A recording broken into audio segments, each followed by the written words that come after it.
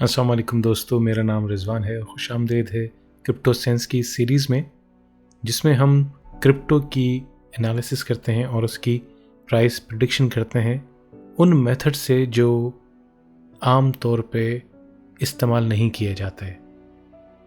Normally trading के लिए आपने कुछ इस तरह का चार्ट देखा होगा, जिसके अंदर आप कैंडलस्टिक चार्ट देखते हैं और सपोर्ट, रेजिस्टेंस, मूविंग एवरेजेस वो देखते हैं, जिसकी मदद से आप ये प्रिडिक्ट करने की कोशिश करते हैं कि इसकी अगली प्राइस क्या होगी।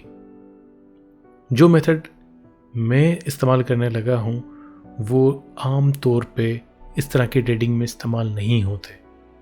आम तौर पे दो किस्म की एनालिसिस की जाती हैं। एक को कहते हैं फंडामेंटल एनालिसिस, दूसरी को कहते हैं टेक्निकल एनालिसिस।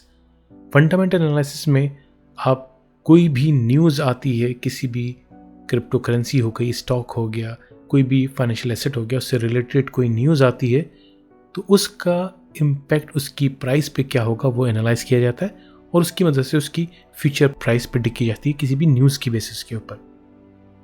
टेक्निकल एनालिसिस में आप चार्ट्स और ग्राफ की मदद से मुख्तलिफ लाइंस ड्रा करते हैं और अगली प्राइस प्रेडिक्ट करते हैं। तीसरी किस्म जो मैंने कहा आम तौर पे इस्तेमाल नहीं होती, उसको प्रोबेबिलिस्टिक एनालिसिस कहते हैं या स्टोकास्टिक एनालिसिस कहते हैं। ये आमतौर पर यूज़ इसलिए नहीं की जाती कि ये बहुत कॉम्प्लेक्स और कॉम्प्लिकेटेड समझी जाती है, और ये आम तौर पे एक्चुअरीज, फाइनेंशियल इंजीनियर्स, इस तरह के प्रोफेशनल्स यूज़ करते हैं। जो मेथड आज मैं यूज़ करने लगा हूँ उसका नाम है Monte Carlo and Brownian motion. उसका इस्तेमाल इस चार्ट की मदद से मैं आपको समझाने की कोशिश करता हूँ कि क्या ज़रूरत है उसकी। जब हम इस तरह के चार्ट पे प्राइस एनालिसिस करते हैं तो हम कुछ लाइंस ड्रॉ करते हैं। मिसाल के तौर पे सपोर्ट, ये एक्चुअल नहीं है, सिर्फ समझाने के लिए। सपोर्ट या हम रेजिस्टेंस की प्राइस ड्रॉ करते हैं तो हम कहते हैं कि अगर ये सपोर्ट प्राइस या ये रेजिस्टेंस प्राइस ब्रीच होती है तो नेक्स्ट प्राइस ये हो सकती है। तो हमारा जुमला कुछ इस तरह होता है, अगर ये ब्रीच होती है। अगर उन मेथड जिसकी मैं बात कर रहा हूँ, उस अगर की पॉसिबिलिटी टेस्ट की जाती है, इस बात के क्या चांसेस हैं कि ये प्राइस अचीव करेगी, ये सपोर्ट ब्रीच होगी, ये अगले एक साल में इस बात के क्या चांसेस हैं कि ये करेंसी इस लेवल पर होगी। तो ये चांसेस हम टेस्ट करने की कोशिश करते हैं। तो आज जो करेंसी मैंने चूज़ की है वो शिब करेंसी है। पिछले 1-1.5 महीने से काफ़ी न्यूज़ में है, लोगों की बड़ी दिलचस्पी है और आज तो उसकी प्राइस काफ़ी डिक्लाइन की है। तो ये देखते हैं कि ये जो प्राइस डिक्लाइन है ये एक टेम्पररी है या शिब अब वाकई नीचे ही जाएगा। तो जो पेयर मैंने यूज़ किया है वो शिब और USDT का किया है। डेटा मैं बाइनांस से ले रहा हूँ और मैं ये पाइथन स्क्रिप्ट रन कर रहा हूँ जिसके में हम चेक करेंगे कि इस बात की क्या पॉसिबिलिटी है। स्क्रिप्ट में रन कर रहा हूँ, ये शिब USD का पेयर है और मैं अगले 360 दिन में देखना चाहता हूँ कि इस बात की क्या पॉसिबिलिटी है, शिब कहाँ होगा। कि स्क्रिप्ट्स में रन कर रहा हूँ। ये कुछ छोटे मोटे ग्राफ हैं प्राइस मूवमेंट के, जो यकीनन आप तो वाकिफ़ होंगे किस तरह शिप की जो प्राइस है वो ऊपर और अब नीचे जा रही है। वॉल्यूम कि लोगों की दिलचस्पी कितनी बाइंग सेलिंग हो रही है। बीच में बहुत बाइंग सेलिंग हुई थी, फिर गिरी, फिर हुई, फिर आस्ते आस्ते नीचे आनी शुरू हो गई। अब वो मैजिकल मेथड है Monte Carlo and Brownian motion. ये थोड़ा वक्त लेगा।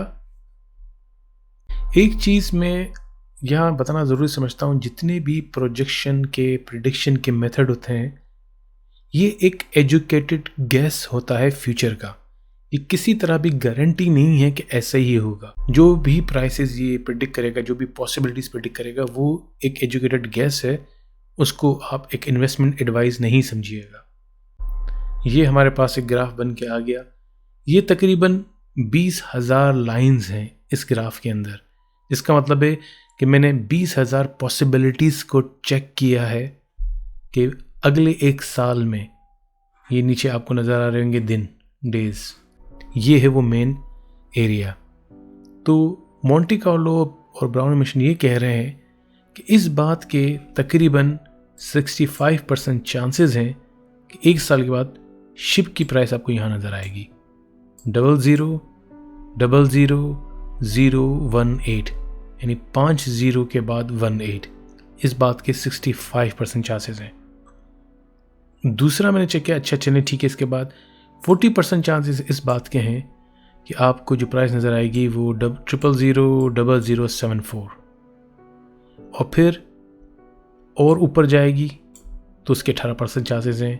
और जैसे जैसे वो ऊपर जाएगी इसके चांसेस, ये प्राइस ऊपर दी जा रही है, ये प्राइस ऊपर जाती जा रही है और साथ में इसकी पॉसिबिलिटी कम होती जा रही है। लेकिन वो प्राइस जिस पे मोर देन 50% चांसेस दिखा रहा है वो 00000018, यानी अभी की प्राइस से भी नीचे दिखा रहा है। और इस बात की मुमकिनात में से भी है कि शायद ऊपर भी जाए, 40% चांसेस हैं। ये तो था मोंटे कार्लो और ब्राउनियन मोशन। एक और मेथड जो मैंने कहा था उस पर भी मैं टेस्ट करूंगा, और वो है आर्टिफिशियल इंटेलिजेंस, AI। कुछ साल पहले फेसबुक ने एक AI लाइब्रेरी क्रिएट की थी जिसका नाम था प्रॉफिट। फिर उन्होंने ये लाइब्रेरी पब्लिक कर दी कि लोग उसको इस्तेमाल कर सकें। तो आज मैं इस फेसबुक की लाइब्रेरी को यूज़ करते हुए देखूंगा कि ये AI लाइब्रेरी या AI क्या कहती है कि अगले 1 साल बाद शिप की प्राइस कहाँ होगी। तो मैं रन कर रहा हूं ये लाइब्रेरी। ये प्रोजेक्शन का ग्राफ है नवंबर 2022 तक। ये शायद आपको वाज़े नज़र ना है, लेकिन कुछ प्राइसेस अगर आपको इसमें नज़र आए, या मैं आपको यहाँ इस ग्राफ में इस चार्ट में दिखा देता हूँ। प्रॉफिट ये कह रहा है कि 29 नवंबर 2022 को जो शिप की प्राइस आपको नज़र आनी चाहिए वो ये नज़र आनी चाहिए 00027112, यानी अभी से काफ़ी ज़्यादा। अगर वो चेंज भी होती, ऊपर नीचे भी होती, तो कम से कम भी अगर वो आपको नज़र आई तो वो आपको इस रेंज में नज़र आएगी 000020, और ज़्यादा बढ़ती हुई भी नज़र आई तो 000032 पे। आज 503435 के इर्द गिर्द थी USDT में शिप की प्राइस। ये उससे कहीं ज़्यादा आगे की प्राइस बता रहा है। ग्राफ के अंदर भी आप देख सकते हैं, ये आजकल की प्राइस है दिसंबर 4 की। ये चूँकि शिप की जो प्राइस है वो बहुत लो है, वो 0.50 के बाद आती है, तो प्रॉफिट ने उसको इस म्यू की शक्ल में दिखाया है। लेकिन आप एक अंदाज़ा कर सकते हैं कितना ऊपर इसको दिखा रहा है।